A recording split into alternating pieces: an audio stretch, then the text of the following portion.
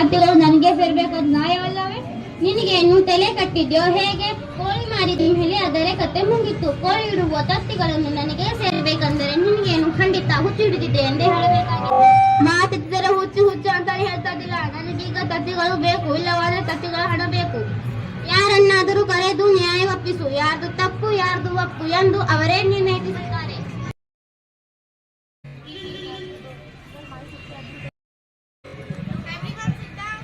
ಮಲ್ಲಿಕಾ, ಹಾಜರ್ ಆಗಬೇಕು, ಹಾಜರ್ ಆಗಬೇಕು, ಹಾಜರ್ ಆಗಬೇಕು.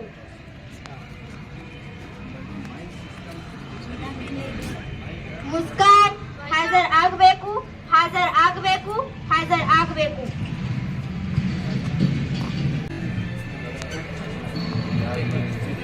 ಮುಸ್ಕಾನ್, ಕಟ್ಕಟೆಯಲ್ಲಿ ಬನ್ನಿ.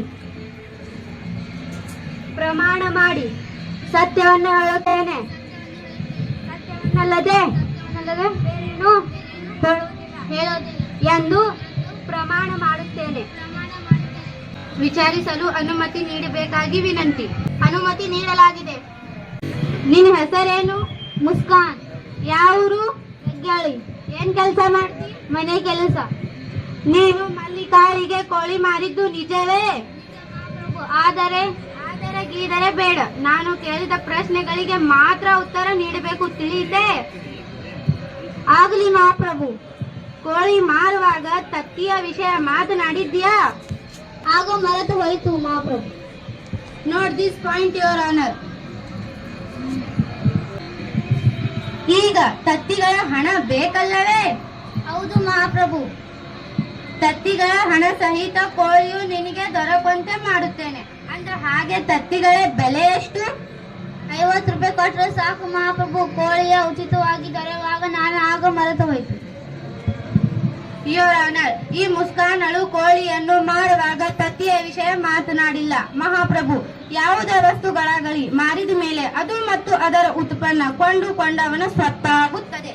ಆದ್ದರಿಂದ ಕೋಳಿ ಹಾಗೂ ಅದರ ತತ್ತಿಗಳನ್ನು ನನ್ನ ಕಕ್ಷಿದಾರ ಅಂದರೆ ಮಲ್ಲಿಕಾಳಿಗೆ ಕೊಡಿಸಬೇಕೆಂದು ಕೇಳಿಕೊಳ್ಳುತ್ತೇನೆ. ಮಲ್ಲಿಕಾ, ಕಟ್ಕಟೆಯಲ್ಲಿ ಬನ್ನಿ. ಪ್ರಮಾಣ ಮಾಡಿ. ಸತ್ಯವನ್ನೇ ಹೇಳುತ್ತೇನೆ, ಸತ್ಯವನ್ನು ಹೇಳುತ್ತೇನೆ, ಸತ್ಯವನ್ನಲ್ಲದೆ ಬೇರೇನು ಹೇಳುವುದಿಲ್ಲ ಎಂದು ಪ್ರಮಾಣ ಮಾಡುತ್ತೇನೆ. ವಿಚಾರಿಸಲು ಅನುಮತಿ ನೀಡಬೇಕಾಗಿ ವಿನಂತಿ. ಅನುಮತಿ ನೀಡಲಾಗಿದೆ. ನಿನ್ನ ಹೆಸರೇನು? ನನ್ನ ಹೆಸರು ಮಲ್ಲಿಕಾ. ಏನ್ ಕೆಲಸ? ಹೊಲದ ಕೆಲಸ ಮಾಡ್ತೀನಿ. ಯಾವ ಊರ? ವಿಜಯಪುರ. ನೀನು ಮುಸ್ಕಾನಿಂದ ಕೋಳಿ ಕೊಂಡಿದ್ದು ನಿಜವೇ? ಹೌದು ಮಹಾಪ್ರಭು. ಆದರೆ ಗಿದರೆ ಬೇಡ. ನಾನು ಕೇಳಿದ ಪ್ರಶ್ನೆಗಳಿಗೆ ಮಾತ್ರ ಉತ್ತರ ನೀಡಬೇಕು. ಆಗ್ಲಿ ಮಹಾಪ್ರಭು. ಕೋಳಿ ಕೊಂಡು ಕೊಳ್ಳುವಾಗ ಅದರ ಜೊತೆ ತತ್ತಿಯನ್ನಾದರೂ ತೆಗೆದುಕೊಂಡೆ? ಇಲ್ಲ ಮಹಾಪ್ರಭು. Note this point your honour.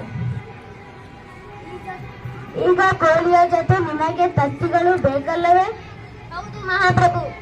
Your honour, ಇವರು ಹೇಳುವುದು ನೋಡಿದರೆ ಕೋಳಿ ಕೊಂಡಿದ್ದಾರೆ, ಆದರೆ ಅದರ ಜೊತೆ ತತ್ತಿಗಳನ್ನು ಪುಕ್ಕಟ್ಟೆಯಾಗಿ ಬೇಡುತ್ತಿದ್ದಾರೆ.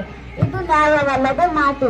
ಆದ್ದರಿಂದ ತಾವು ನನ್ನ ಕಕ್ಷಿದಾರ ಆದರೆ ಮುಸ್ಕಾನಳಿಗೆ ಕೋಳಿ ಮತ್ತು ತತ್ತಿಗಳನ್ನು ಕಳಿಸಬೇಕಾಗಿ ತಮ್ಮಲ್ಲಿ ಬೇಡಿಕೊಳ್ಳುತ್ತೇನೆ. ವಾದ ವಿವಾದ ಆಲಿಸಿದ ನಂತರ ಘನ ನ್ಯಾಯಾಲಯವು ಈ ತೀರ್ಮಾನಕ್ಕೆ ಬಂದಿದೆ.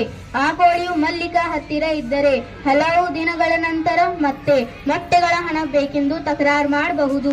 ಈ ವಿಷಯ ಗಮನದಲ್ಲಿ ಇಟ್ಟುಕೊಂಡು ಕೋಳಿ ಮತ್ತು ತತ್ತಿಗಳನ್ನು ಮುಸ್ಕಾನಳಿಗೆ ಅಂದರೆ ಕೋಳಿಯು ಮೊದಲಿನ ಮಾಲಕಿಯಳಿಗೆ ಕೊಡಬೇಕು ಮತ್ತು ಮಲ್ಲಿಕಾ ಆ ಕೋಳಿಯನ್ನು 20 ದಿನಗಳ ಕಾಲ ಆಹಾರ ನೀರು ಹಾಕಿ ಸಾಕಿದ್ದಕ್ಕೆ ಮುಸ್ಕಾನಳು 2,000 ರೂಪಾಯಿಗಳನ್ನು ದಂಡವಾಗಿ ಕೊಡಬೇಕು. ಇಲ್ಲವಾದರೆ ದಂಡದ ಬದಲಾಗಿ 6 ವರ್ಷಗಳ ಕಾಲ ಮಲ್ಲಿಕಾಳ ಮನೆಯ ಚಾಕರಿ ಮಾಡಿಕೊಂಡು ಇರತಕ್ಕದ್ದು ಎಂದು ನ್ಯಾಯಾಲಯ ತೀರ್ಪು ನೀಡಿ ಆದೇಶಿಸುತ್ತಿದೆ. The case is dispose. ಮಹಾಪ್ರಭು, ದಂಡವನ್ನು ಕೊಟ್ಟು ಋಣ ಮುಕ್ತ ಆಗುತ್ತೇನೆ. ನಾನು ತಿಳಿದು ತಪ್ಪು ಮಾಡಿದ್ದೆ. ನನ್ನ ಹಾಗೆ ನೀವು ತಪ್ಪು ಮಾಡಬೇಡಿ. ಸತ್ಯಕ್ಕೆ ಸದಾ ಗೆಲುವಿದೆ, ಸುಳ್ಳಿಗೆ ಸೋಲುತ್ತೆ.